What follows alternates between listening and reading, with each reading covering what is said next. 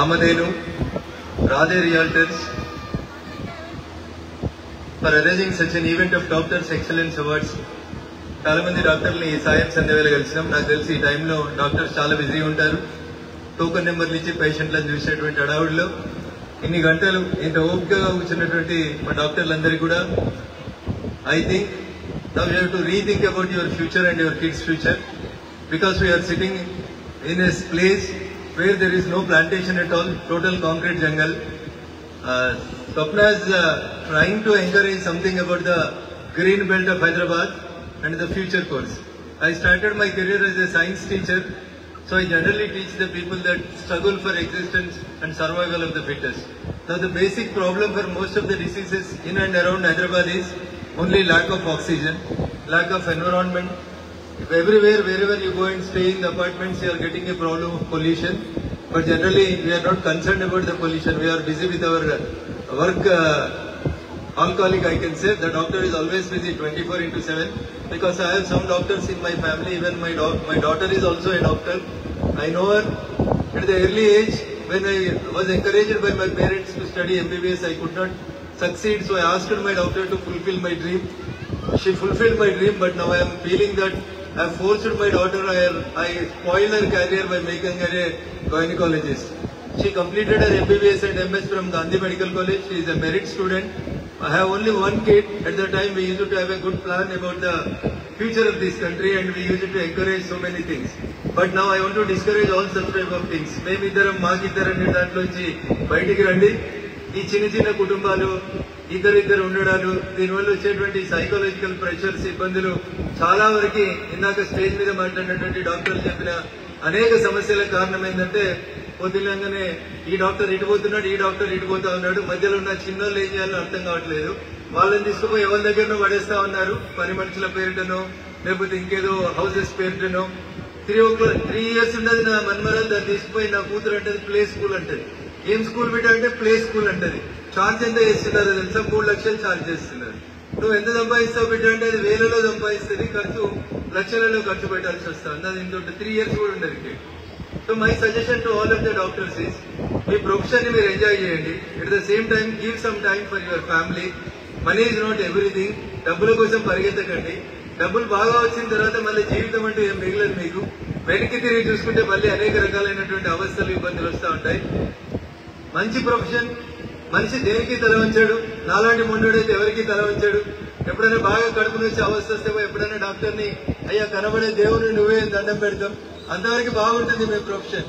కానీ ఈ మధ్యలో డాక్టర్ల పరిస్థితి కూడా కొంచెం ఇబ్బందికరంగా వచ్చింది. ఎప్పుడైనా పేషెంట్కి ఏమైనా అనుకోని సంఘటన జరిగితే, హాస్పిటల్లో ఏదైనా జరిగితే 10 నిమిషాల్లో ఇట్లాంటి పెద్ద పెద్ద హాస్పిటల్స్ అన్ని కూడా ఏముంటలేవు. గ్లాసెస్ అన్ని రోడ్డు మీద ఉంటున్నాయి, గలాట అవుతుంది, డాక్టర్ల మీద కూడా ఫిజికల్ అటాక్స్ జరుగుతూ ఉన్నాయి.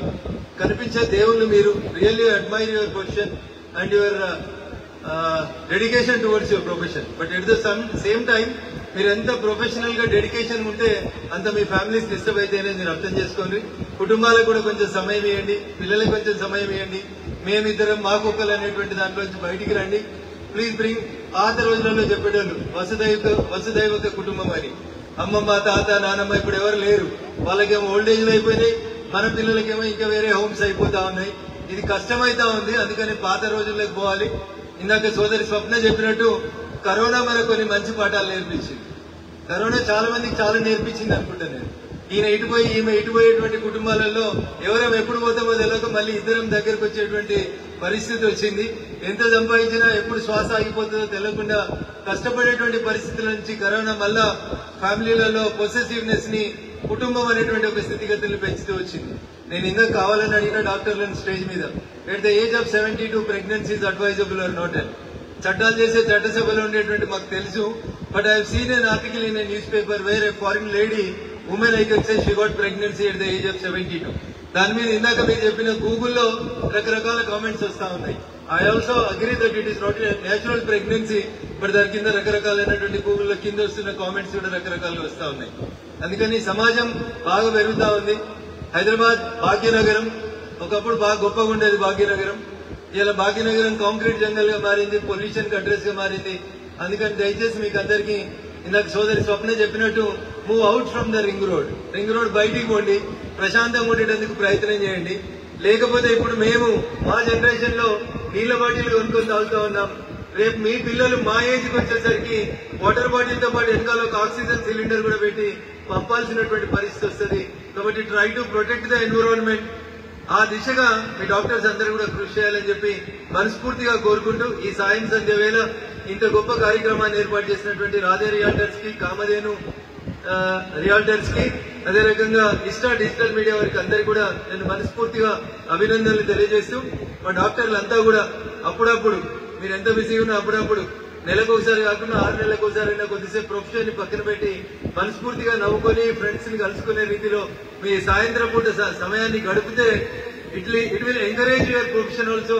మీ జీవితాలు మీ శరీరాలన్నీ కూడా మీ స్ట్రెస్ ని కొంచెం పోగొట్టినట్టు అవుతాయని చెప్పి అనుకుంటూ నాతో పాటు ఈ కార్యక్రమంలో వేదికను పంచుకోవడానికి చేసినటువంటి సోదరి రాష్ట్ర మహిళా కమిషన్ చైర్మన్ నేరెళ్ల శారద గారికి, ఈ కార్యక్రమ నిర్వాహకులకి, ఈ సాయం సంధ్య వేళ అవార్డులు అందుకోబోతున్నటువంటి డాక్టర్లందరికీ కూడా ప్రత్యేకంగా కృతజ్ఞతలు, అభినందనలు తెలియజేస్తూ భవిష్యత్తులో మీరు మరి గొప్పగా ఎదగాలని, గొప్ప పేరున్న డాక్టర్లుగా ఎదగడంతో పాటు మనసున్న డాక్టర్లుగా కూడా మారాలని మనస్ఫూర్తిగా కోరుకుంటూ అవకాశం ఇచ్చినటువంటి వేదికకి కృతజ్ఞతాభివందనాలు తెలియజేస్తూ సెలవు తీసుకుంటా ఉన్నాను.